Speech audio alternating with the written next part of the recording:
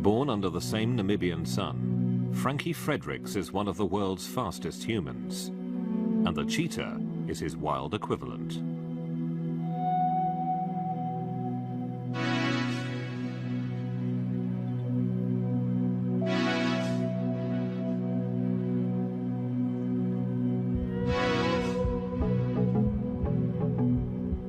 By all comparisons, from breathing to claws, the cheetah is physically superior to its human counterpart.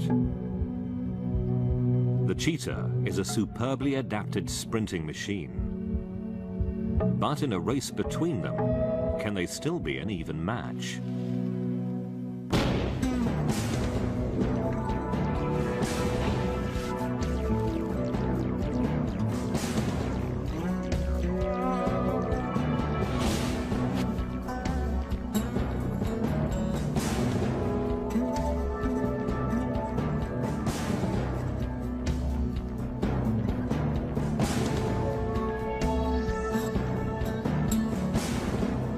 Although the cat appears to win the sprint, it lacks endurance, and the cheetah's continued existence depends, in the long run, upon the perseverance of mankind.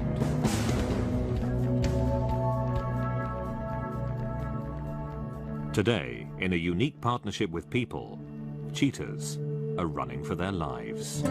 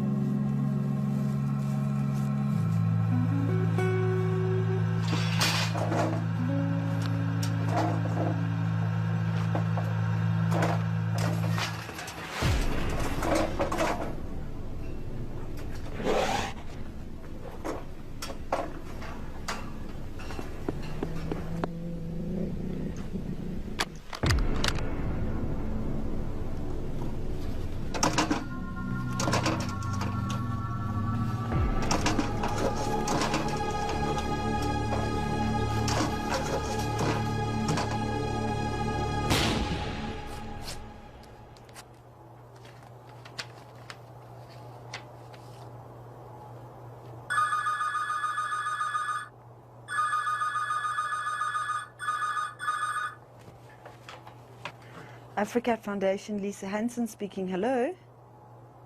To try and change somebody who's been brought up their whole lives to hate something, it's really pointless.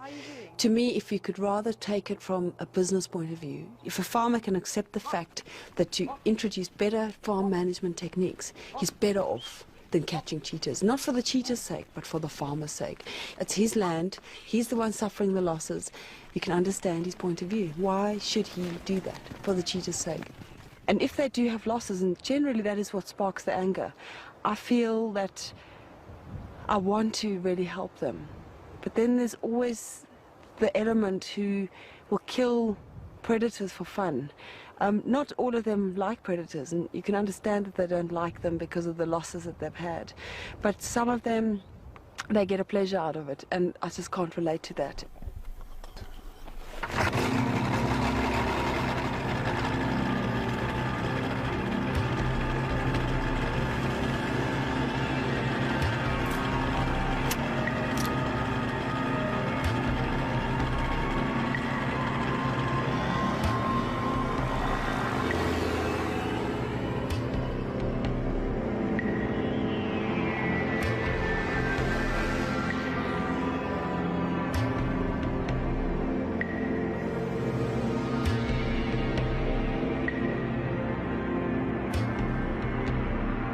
The flying by microlight is that they get startled and they start and run. Then we could shoot them. Easier than sitting and waiting for them at the prey or at the waterholes. It's a little bit of fun also, because that thing hasn't got a chance. It can run anywhere it wants. As long as you stick to it and you shoot on it, it hasn't got a chance at all.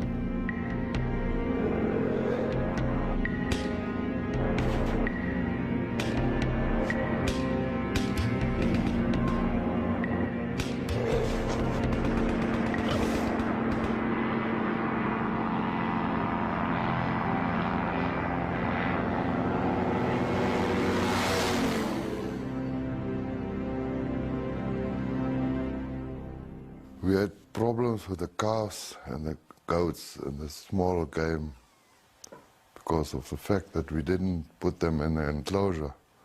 And then if they are in the field, they are vulnerable to the predators. We had about 40 to 45% of losses. In the old days, it was not a problem. Nobody actually worried about them. If they would have been seen, they would have been shot just for the kicks of it.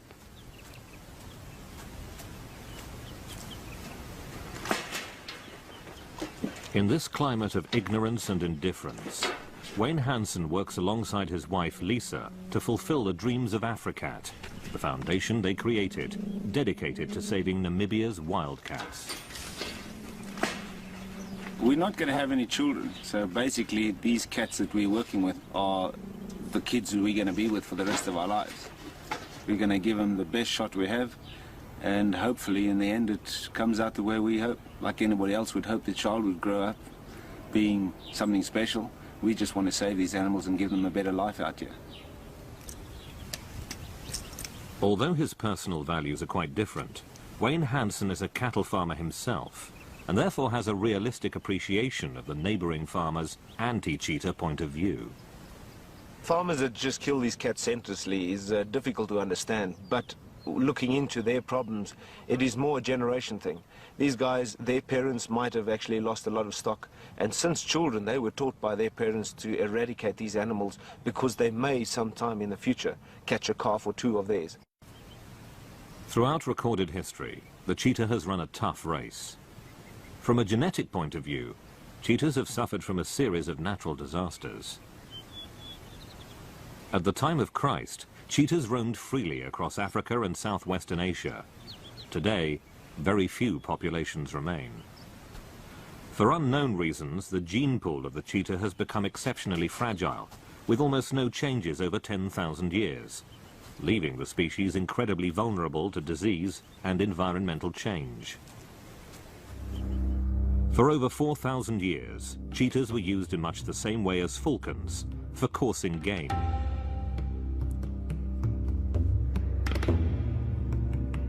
In India, a hunting cheetah was rewarded with a portion of the kill. And within a few months, hunting cheetahs learnt to select only male prey, which were rewarded with the highest bounty. For centuries, the nobility of Europe, Egypt and India were attracted by the cats, and owning trained hunting cheetahs became a symbol of extravagance amongst the wealthy. The downfall of the cheetah was perhaps most noticeable in India, where the cats have been extinct for over 50 years. While other cats survive here on the fringes of the tropical jungle, the cheetah's strange cries are missing. The spotted cat with the tear-stained face has gone, no longer sharing the land with tigers and lions. A more recent part of the cheetah's problem began in India at the time of the Raj. When the British colonized the country, the gentleman's sport of hunting became a passion in a country teeming with wildlife. Massive hunting parties were a common sight, supported enthusiastically by both English and wealthy Indians, tearing cat populations to shreds. Soon the Maharaja's palaces began to look like English sporting clubs, as their owners supported the popular view that there were too many wild animals in India and fewer of them would enjoy a better life.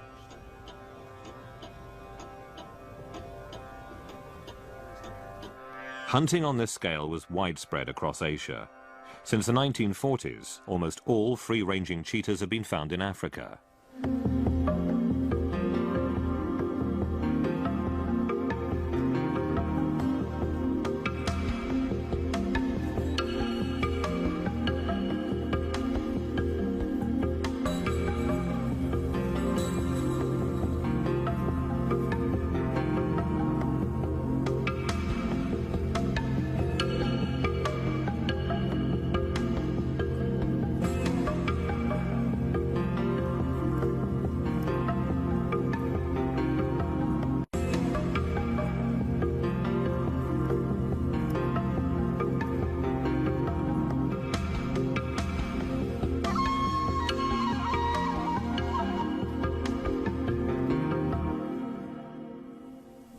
The beginning of a hunt can look like an organized event, but it's usually a female teaching her cubs to hunt, and the actual chase and kill is carried out by one animal on its own.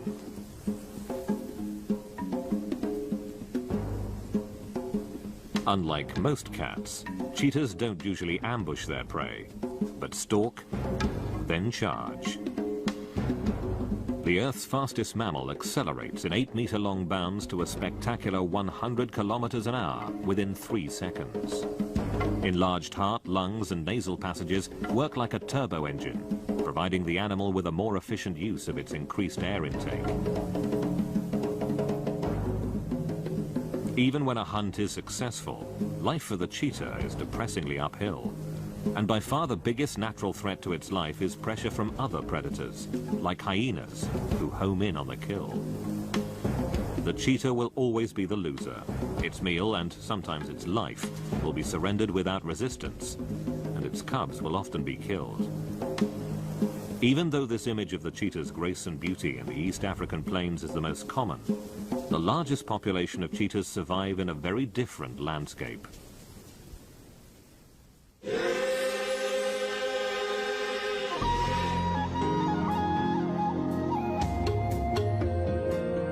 In the southwestern corner of Africa is the great Namib Desert that gave Namibia its name.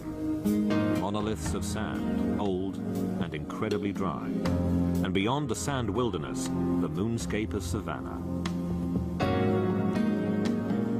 Here, in a beautiful but hostile world, some of the world's most intriguing life survives ingeniously without water. The land is torn by a great escarpment, and on the other side stretch the grasslands of the veldt, home range of the largest population of cheetahs in the world.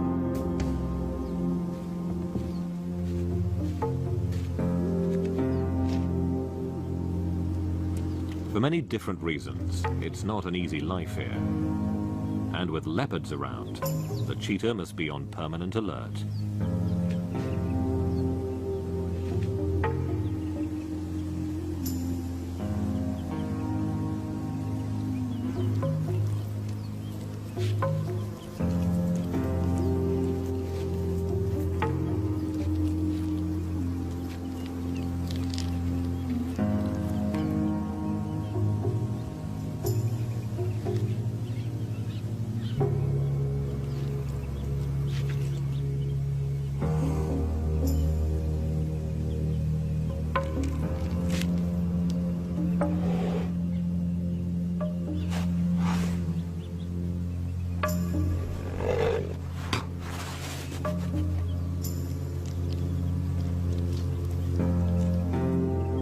cheetah can do nothing but surrender its prey. The leopard is a superior opponent.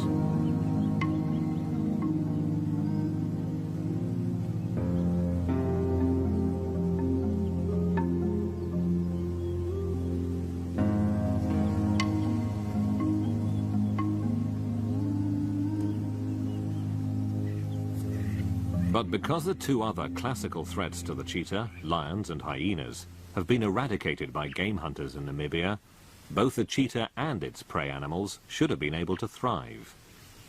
But the balance that could have resulted here hasn't happened. The culprit is man, who has assumed the role of the predator, killing 7,000 cheetahs over the past 10 years. Most of the wildlife in Namibia, including the approximately 3,000 cheetahs that survive today, are totally at the mercy of local farmers, who have fenced in half of the region's area, and by doing so, enclosing most of its wildlife. The wildlands are turned into extensive cattle grounds or game parks by headhunters, who come to shoot animals in an enclosure. What used to be grassland, or savanna almost, and terminalia woodland, that sort of thing, has changed to bushveld and thornveld because of overgrazing by cattle. The cattle eat up all the grass, and the vegetation in trying to cover up that soil has caused the natural bush to actually take over. Although the cattle may have modified the environment, the cheetahs appear to be adapting to the spreading thornveld, using it for shelter and play. Cheetahs can be found both alone and in small sociable groups, maybe a female with cubs, or 3 or 4 related males. Normally, male cheetahs are very amicable toward each other, and each group has a favorite tree where they happily gather. Around the so-called play tree, the cheetah in Namibia has developed a behavior found nowhere else in its range. A bit of a gentleman's club, their play tree is a drop-in center and notice board combined. Here, the cats, usually males, come to swap information and often just lie around to rest and relax in the sun. They keep their claws sharp here and scent mark frequently, advertising sexual status and condition.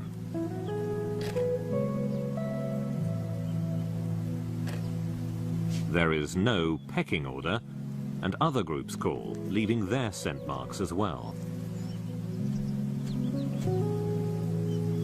To underline their status, they even leave their droppings on the high branches of the tree.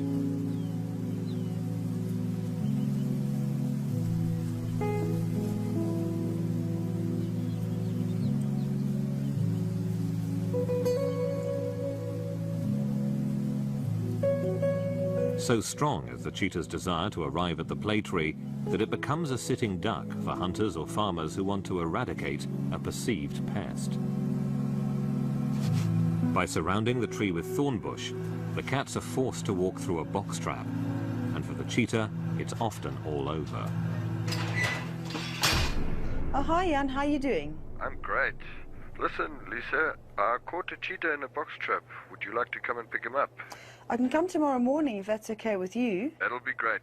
Okay, excellent. All right, I'll see you tomorrow. Cheers. Bye. Bye. Short term, what we do is releasing predators, cheetah and leopard, back into the wild. And then we have got a lot of livestock farmers. They are actually phoning us and asking us to help them with their predator problem.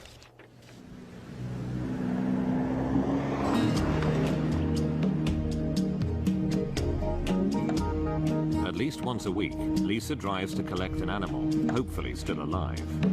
Her love for the cats takes her cross-country on her own, many times driving for 10 hours or more. I'm completely dedicated towards cheetahs.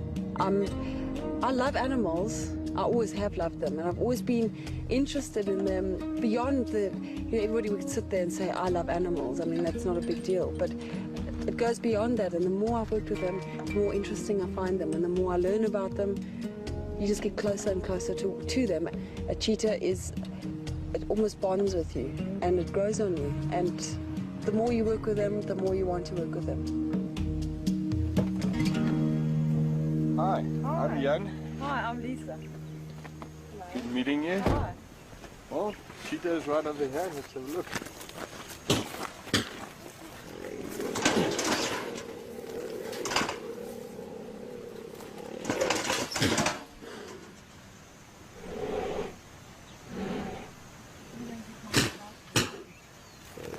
The cheetah is in good shape, but there's no way Lisa can handle a grown and healthy cheetah on her own while it's awake. Lisa has no formal training as an animal handler, but through the years she has become a professional caretaker. She prepares to dart the animal with a sedative. Well, I don't want to look like an idiot, as in somebody who's claiming to be the cheetah woman or anything like that. I just hope that the efforts that we've put into this project and into these animals will eventually bear some kind of fruit, in that even the day we die, that there's a change in the attitude towards these animals.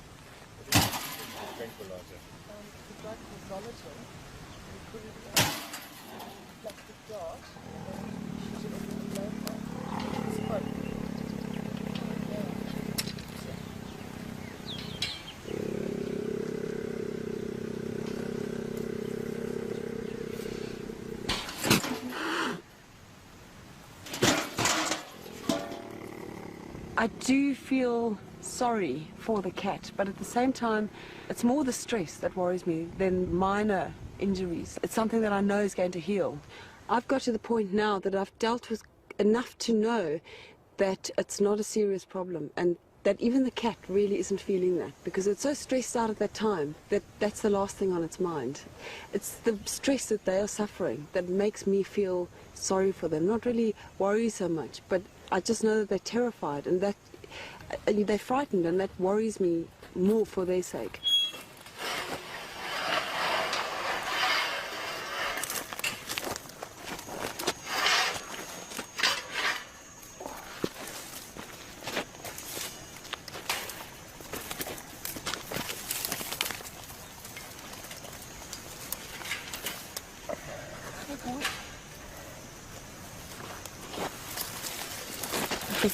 Before I even came to Namibia, I would never have actually thought that I would have got involved with cheetahs. But when we did, that's actually how we got so much involved in Africa. It was the thought of one of our cheetahs being caught in a trap. It's almost unbearable. Can I help you? Okay. This is the easiest and least stressful time to take blood samples for virus checks. Cheetahs in Namibia are generally disease-free, and Lisa is concerned that they stay this way, especially when a dangerous feline AIDS-like virus is spreading throughout Africa.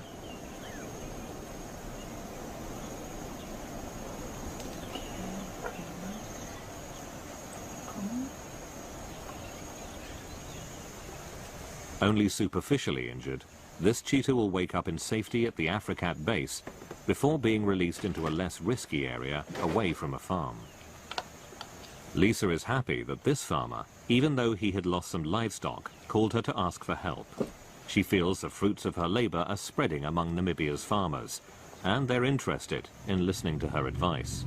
Environmental education is something that you can never really do enough of. A lot of the farming community haven't really had, they've been brought up on a farm, but a lot of them haven't really studied farming or even how that fits into the natural environment. Some of them have, of course, but some of them aren't really aware. And in doing that, they tend to abuse the land. And it's a common sight in Namibia. Millions of hectares have been destroyed. Bush encroachment, abusing of naturally occurring prey species, which is antelope, anything like that could lead to problems with predators eating livestock. So it's not just a case of cheetahs coming and eat cattle. It could be a case of somebody shooting at all the kudus in the area, which is the food for the cheetahs, and then what else do they eat? Or it could be a case of changing their natural habitat. Maybe it's bush encroached, so they might be having a problem hunting. So it's a whole lot of factors, and education, not just in cheetah, but in general environmental awareness, is something that is extremely important and hasn't been done enough. Namibia is a very new country, and I think quite a scope for something in that line. Not all cheetahs are so lucky, and some appalling injuries are treated by Mark Jago, the local vet. Held in a small cage, this animal had been seriously beaten before being found and rescued by Lisa. With a fragmented jawbone and maggots crawling out of the cheetah's wound, the team has a formidable task. When a farmer has a predator in a box trap, to him, he has a serious problem. He doesn't know what to do with it. And if it's out in the veld, he knows that that animal needs food and water. So he has to actually drive out, feed it, and give it water every day. And then obviously, sometimes you get the farmer who doesn't even bother, and you get a cat that starves to death. A specialist in treating wild animals, this skilled country vet working closely with Lisa gives this critically injured cat the best chance it can get. No, you can actually just open it just now. I'm just going to open this up and we're going to have to flush the whole jaw out here because it's pretty badly damaged. But through the years, they've seen cheetahs and other cats with all sorts of injuries. It's mainly dehydration and occasionally broken teeth. But every now and again it's broken legs, dislocated legs, and sometimes dehydration that's so bad that kidneys fail and the animal can die. But so far, thank goodness, any of the animals that I've actually brought here haven't died in transport or anything in that way.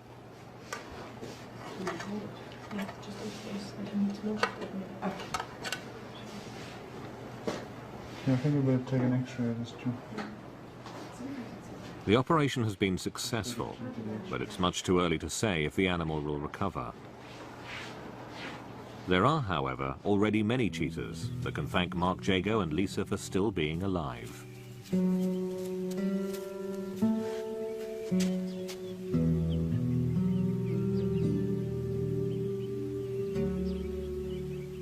The cheetah that had its leg amputated was part of a team of 2 cheetahs. I got that particular cheetah when it was 5 months old, and its friend I got when she was 3 months old, but I got them on the same day. So I brought them up together, and cheetahs bond closely, so they were very good friends. And if that cheetah had been alone, if the one that had its leg amputated had been a loner, I would have put it down, because, you know, a wild animal is not something that can easily adapt to having 3 legs. But those cheetahs are a team, and the other cheetah would be completely alone without that one, and she just doesn't want to be friends with anybody else. So in fact, for her sake, I kept him alive and rather had the leg amputated. But he's adapting pretty well. He seems to be managing fine on 3 legs. All of Lisa's rescued animals recover in safety. They go home with her to the Africat base at the Hansons' Okonjima home.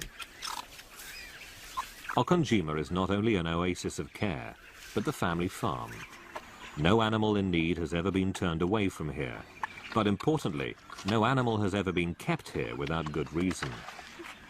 Orphaned and injured animals are cared for by family and friends, and returned to the wild whenever possible.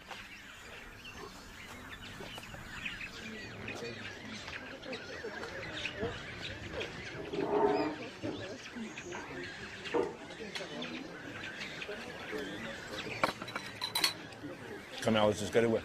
Come, let's go to work. Come. I decided to save cats after being many years in a hunting profession, and one day after having to bring down a wounded leopard shot by somebody else. It was just such a sick episode that I promised myself every leopard that was shot during that time, I would like to save 100 thereof. I approached many foundations for about 3 years, and the money just came in so erratic that it just hardly made it possible. Then we decided to start making it ourselves. And slowly but surely we were funneled into the tourism business.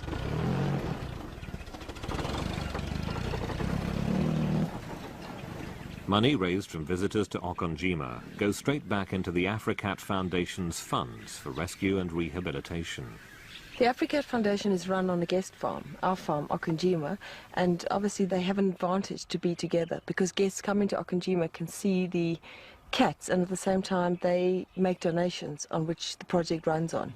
And if it wasn't for those, there would be no project, because all the cats that we've saved, and I was actually trying to count yesterday how many cats that we've gone through, and just between cheetah and leopard it's over 200 now, and all of those have been rescued, and that has been funded by donations from the guests. With these impressive numbers, 170 cheetahs and 90 other cats released back into the wild, the family initiative is probably the most successful conservation effort anywhere in the world for cheetahs and other cats.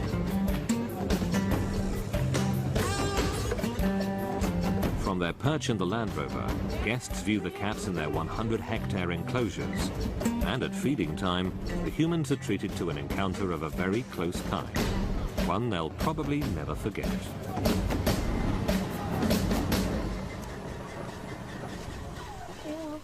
Schmizzy! Cowboy! Here we go. This is environmental education at its best, and already thousands of people have been through the Hansons Outdoor Conservation School. In the enclosure, some cats are temporary visitors, waiting to be relocated to areas in Namibia or South Africa. Some of the cats that have been here for a longer period of time have bonded with Lisa. But even if hunger forces them into close contact with humans, they're still wild animals that will make their opinions heard. No. No. It's actually a growl. Just unsure. It's just unsure. But the success of the operation inspires Lisa and Wayne to take the effort further. Tourism is the second fastest growing industry in the country. And even at Okanjima, we get so many tourists coming here because they know they can see cheetah and leopard, where it is not so easy to see them out in the wild. They almost hold like a mystery for people. And the photography, the photographic worth of a predator is far more even in trophy hunting. If a trophy hunter has shot the cat, okay, it's worth a lot of money. But alive, that cat can be photographed over and over and over again.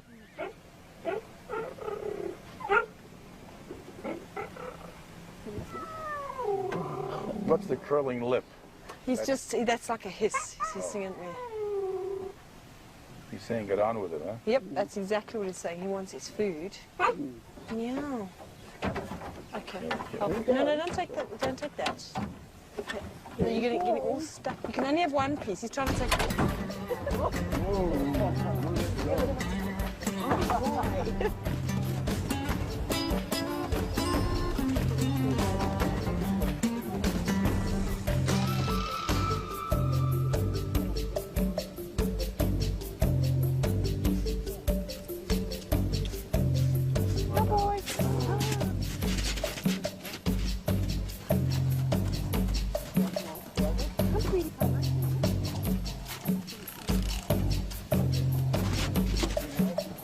These two are female, but that one's a big male.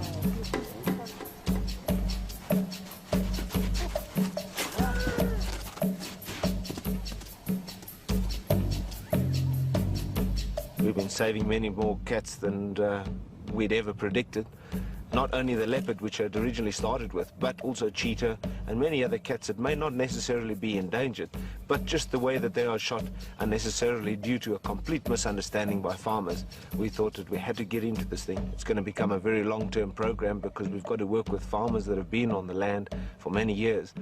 And it's going to become a lifetime project. And the fruits thereof, the most important of all, is when you open up a cage and see this cat go back into freedom, which otherwise would have become a skin on a wall for sure.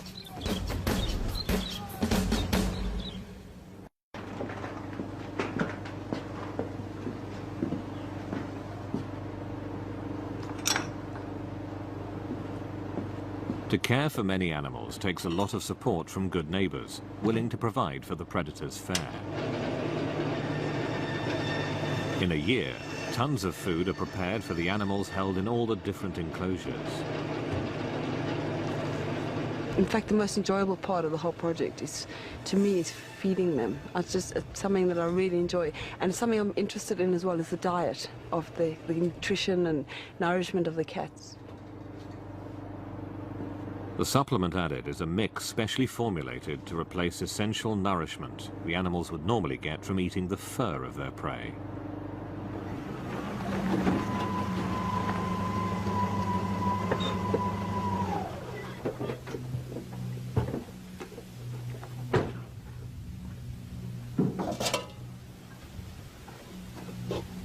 In the beginning, I go in at night time so that it's in the dark, not to stress them out. But after a while, you do have to go and check their condition, and they go mad. And in doing that, it stresses them out and it stresses me out. But it's something that has to be done.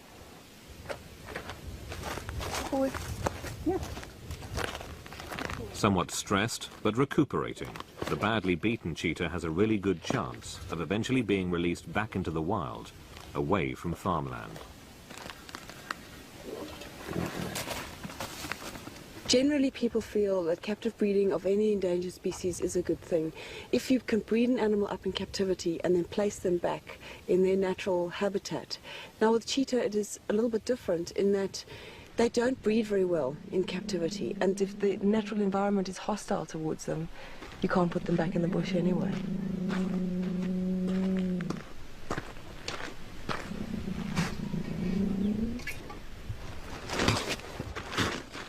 Captive breeding is not doing what they say they do. They have cracked almost the code in breeding cheetahs in captivity, but they haven't taken those cheetahs and reintroduced them back into the wild.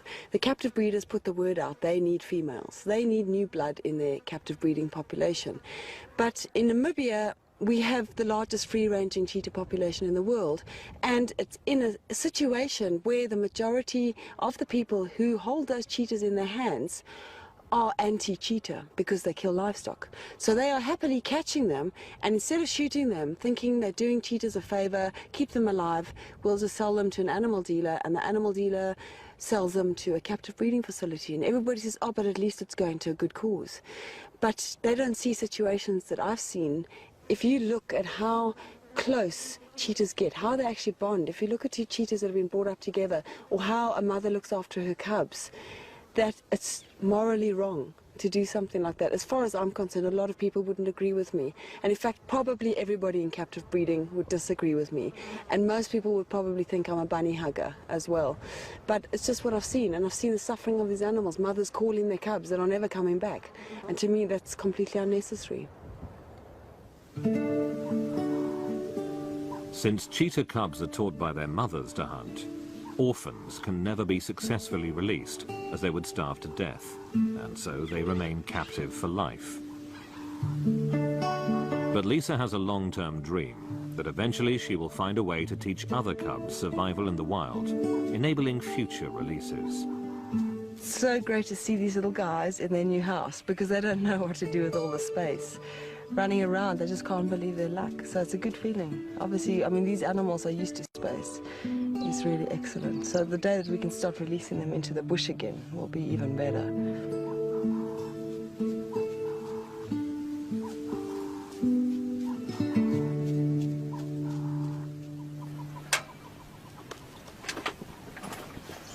Because of the impossibility of captive mothers teaching their cubs to hunt, breeding-age females in permanent captivity are put on the pill. Cats likely to come on heat must first be tranquilized, and bribing a cheetah to stay still requires a lot more luck than skill. Wait! And even though these cats are used to a human presence, Lisa cannot avoid a close encounter. Now I'm ready to. Smithy! Oh, excellent. Excellent. Okay, this one. Don't you come on here, Smithy! You dropped out? Yeah.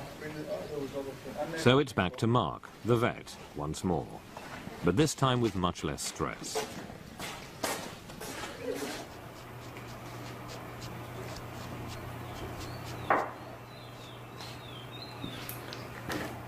Each female receives a contraceptive implant, active for a year. Believed to be the first time this type of contraceptive has been used with captive cheetahs anywhere in the world, since it was pioneered at Okonjima in 1995, it's been a resounding success. Hunting in Namibia is quite a big thing. Most of the cattle farming areas, most of the cattle farmers do have hunting on their farms as a supplementary income. In Namibia, it's a way of life. The big problem is that some of these cats are worth quite a lot of money, and they're very, very difficult to find in the veld. So they will take unethical steps that if they've caught a cheetah or a leopard, they will keep it in a box trap until that hunter is ready to shoot that animal. And I've heard, there's no hard evidence of certain people, but I've heard the odd story on my ways around the farm. One is of a leopard that was kept for 7 months in a box trap. And eventually the farmer just shot it himself because nobody wanted to kill it. I've actually been to a farm to pick up a leopard where the guy told me that he was offered 6,000 Deutschmark for that particular cat to shoot it in the trap. So you can imagine that the ethical hunters are very anti the unethical hunters, because the unethical guys is giving the whole industry a bad name. I am not completely anti-hunting. I can understand the industry in that killing something to make money in order to ensure the survival of the rest of that species. If anything's worth something, then there's a future for it on this earth. Unfortunately, it's unfair, but that's the way life is. So the industry is understandable, but the people who enjoy killing animals, I don't understand that at all.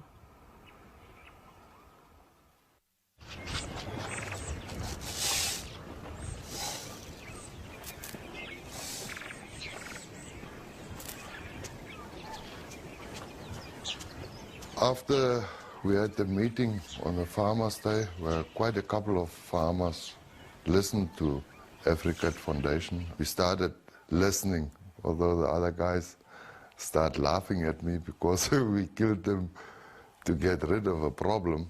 We all of a sudden decided we'll give the animals a chance and have a look how that works here. They explained to us about the electric fencing. I think that electric fencing is the only effective way that farmers can keep predators away from whatever stock they are farming.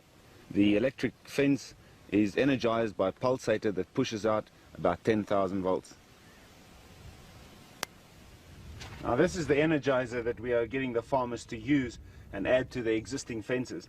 It's completely solar powered, and this is going to save him all the necessary generators, charging batteries, using a fuel. If it wasn't for Geographic Foundation and Wayne, who helped us to erect the electric fence, we wouldn't have done it because of the fact that the cost involved sounds to you like a lot of money, and you rather buy small game or game for it instead.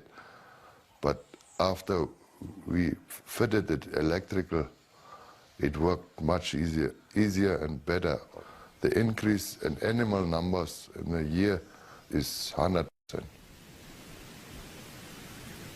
What I envisage for the future is a big-scale foundation operating not only in Namibia, as we come up with practical solutions for this problem.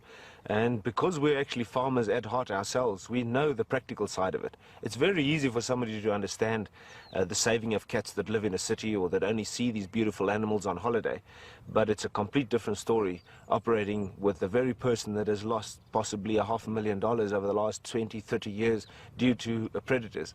It's going to call for some real down-to-earth solutions that is going to work for the farmer. And indirectly, it will then work for the cats as well. Because all over the world, where you have domestic animal farming, sooner or later predators in that area move out, or they are shot out, or they move out because of loss of habitat. Could we actually take a country like Namibia and turn it around to be a haven for cheetah and leopard, for instance, and at the same time have farmers with these animals roaming on their property and have no problems with them at all?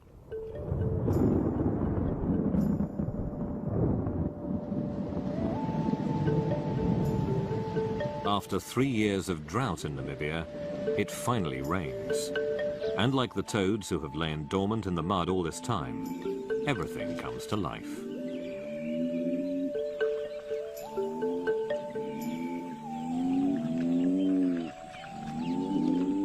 For a short while, the monotone of dust and dry grass of the veldt is replaced with a burst of unfamiliar colour, echoed by a feeling of optimism over the increasing success of Okangina and Africat.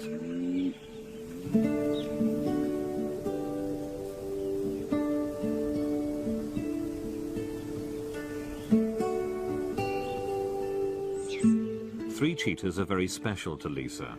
They are the first 3 animals she rescued as orphaned cubs, and the reason why she finally decided to dedicate her life to cheetah conservation. To me, they're something that you can get close to. It's almost like a dog in that way. A lot of people say the house cat, you can never get close to your house cat, or a cat, which is what the other cats are, lion, leopard, and the house cat and African wild cats. But a cheetah is more like a dog. It's like a trusting friend. So to me, they've got far more feelings than the other cats. So it's something that you can get close to. They can be a friend to you.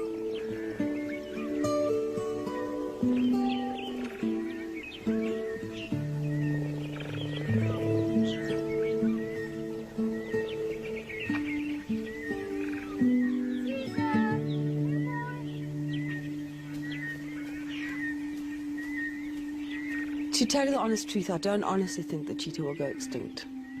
I do think it's very likely, but I wouldn't say it will happen, but it's very likely that the cheetah numbers will go down further.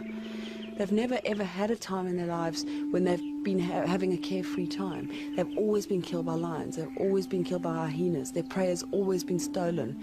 Now it's a case of livestock farmers, but there are no other predators on the farmlands to counteract the number of cheetahs that are actually being bred, because they breed pretty easily and they have a lot of cubs. So there are a lot of people that do believe that if farmers didn't remove cheetahs, there would be a big problem. In other words, there'd be too many cheetahs. I believe that they overdo it a bit, but I still don't believe that they will go extinct. But I think that a lot of the catching, there's a lot of cruelty involved, and to me that is where education will come and help. If you can educate the farmers' kids, there's a possibility of coming up with more solutions. During this unusual summertime, Bobby Bowser, farmer and former cheetah killer, pledges his support to Lisa and her cause. Hi. Hi Lisa, how are you? How fine, you? I brought you something. Oh, excellent. Oh, wow. That's excellent, thanks. I will say this, that the cheetah population of Namibia is the biggest population in the world. And if we as farmers don't look after these animals, may it only be for photographs or what, in the next 20 years you won't have cheetah anymore. And they, as cheetah, haven't got a chance if we don't give them a chance. We got modern weapons and modern ways and technologies to get rid of them. But once they are gone, our grandchildren will most probably tell each other that were our parents. They didn't think of it, of saving these animals. The change of heart actually came through that one knows that they are an endangered species. Somebody has to look after them, giving them a second chance to survive.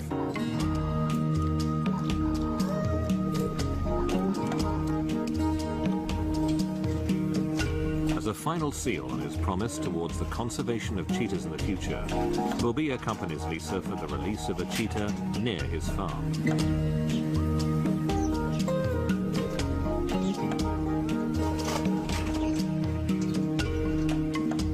As one more hardened farmer proves he can change, Lisa takes another step closer to her dream of freedom and safety for cheetahs in Namibia.